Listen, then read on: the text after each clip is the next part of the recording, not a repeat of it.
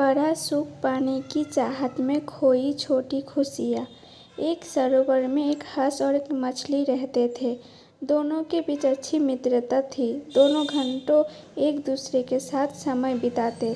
रात होने पर मछली सरोवर में तल पर चली जाती और हंस निकट के पेड़ों पर सो जाता। सुबह होने पर हंस कहीं चला जाता और कुछ समय के बाद मछली से मिलने आता। एक दिन मछली ने हंस से पूछा, मित्र तुम नित्य कहाँ जाते हो?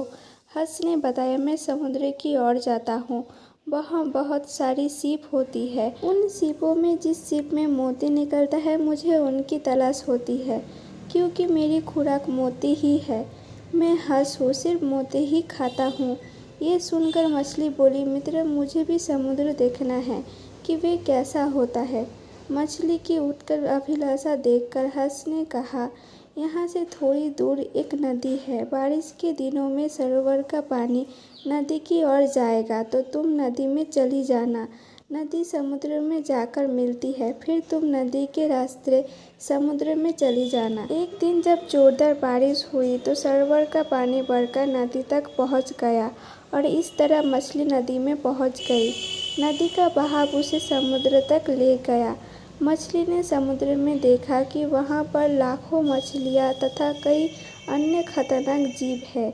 वहाँ उसका कोई मित्र नहीं था। वहाँ उसने देखा बड़ी मछलियाँ खतरनाक जीव छोटी मछलियों को खा रहे थे।